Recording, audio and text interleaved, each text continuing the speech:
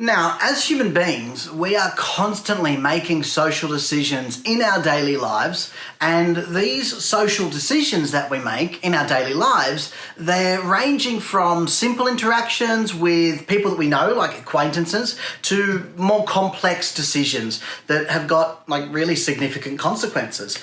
Now, social decision making, though, this can be fraught with a whole bunch of cognitive bias. And these cognitive biases, these can really impair our ability to make rational choices. I'm sure we've all been there where we know that, that wasn't the most rational choice, but we make them anyway, right? And so why do we make them? Well, this is bias, and cognitive biases are the systematic errors that occur in our thinking and in our decision-making processes. And these biases can lead us to ignore important information or for us to make irrational decisions. So a lot of the time we think of biases as, being something else or being bad or being evil, and it's not. It's just a part of being human. And a big part of it is realizing that biases exist, you have biases, and taking steps to be able to calibrate those biases. So when we look into social decision making, cognitive biases, what they can do is they can cause us to make decisions that are not actually in our best interests or in the interests of those people that are around us. So why does this happen? Well, cognitive biases, they're rooted in your brain circuitry, specifically your prefrontal cortex and your limbic system. Now, your prefrontal cortex, that's the one responsible for higher order cognitive functions like reasoning, decision making, and problem solving. So you can see how that sort of fits into the little bias bubble. Your limbic system, on the other hand, this is involved in emotional processing and memory formation. Now, emotions, these can strongly influence our decision making, right? How we feel affects how we think, how we act, and how we impact those people around us. Emotions are really important as well because emotions can affect the way that we process information. Not only that, it can affect what information we pay attention to and how we interpret that information. So when we put all of that together, this can lead to cognitive biases. And some of these cognitive biases you would be familiar with, things like confirmation bias, which is where we seek out information that confirms our pre-existing beliefs, and we neglect probability, really. We just really overestimate the likelihood of rare events. And this is happening more these days because of social media. Social media, the way that the algorithms are geared is to feed us content that we're likely to engage in. And that's the stuff that we already believe or that we're already sort of aligned to.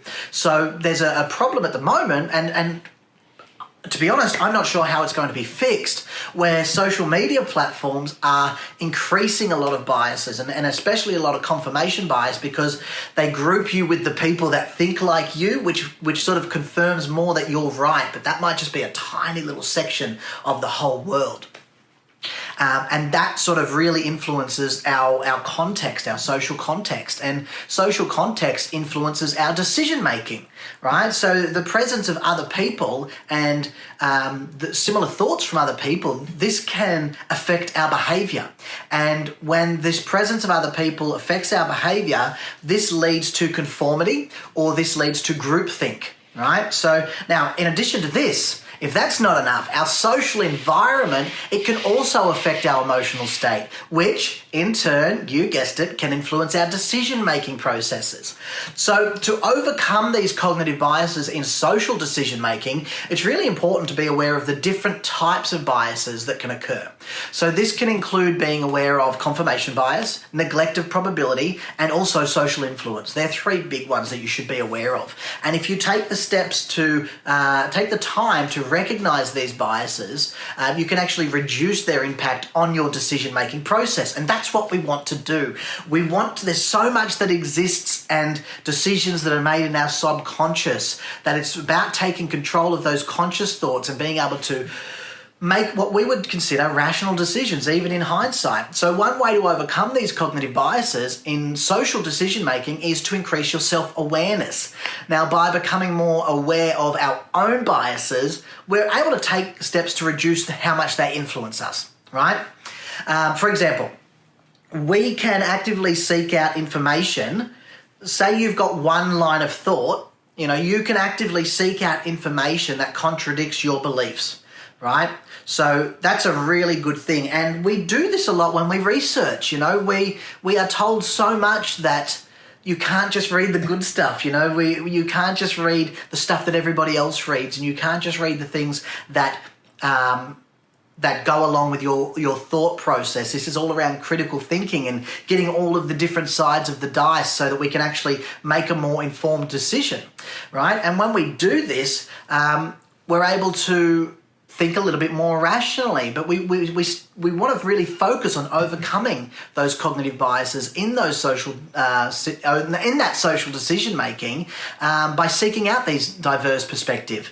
And when we start to explore ourselves, by the time that we start to explore our ideas and we start to expose ourselves to a range of different viewpoints, we begin to broaden our understanding of the situation and we reduce the impact of our own biases. And that's what we're trying to do. We're not trying to eliminate them because they will never be eliminated. We're human, they exist.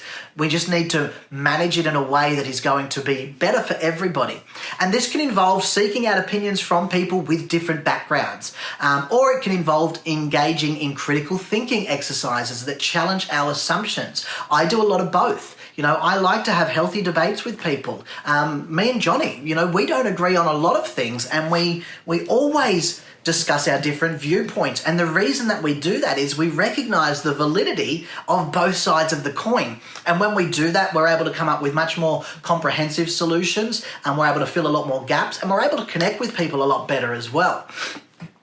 So in addition to increasing self-awareness and seeking out diverse perspectives, it's really important to develop these critical thinking skills. And I like to talk about dialectical thinking as well, which means being able to look at one situation from a lot of different perspectives and a lot of different contexts. And this includes the ability to be able to analyze and evaluate information. And why do we want to do that? Because that allows us to identify biases and assumptions and to make decisions based on objective evidence. Now, critical thinking, it can help us to overcome cognitive biases by allowing us to make more rational decisions. Imagine that. Imagine if everybody made a rational decision. The only way that we can do it is we need to make those decisions based on a really thorough analysis of the available information. And if new information becomes available, you need to add it in and you need to include that in the decision making. So lastly, it's really important to be mindful of the social context in which decisions are made.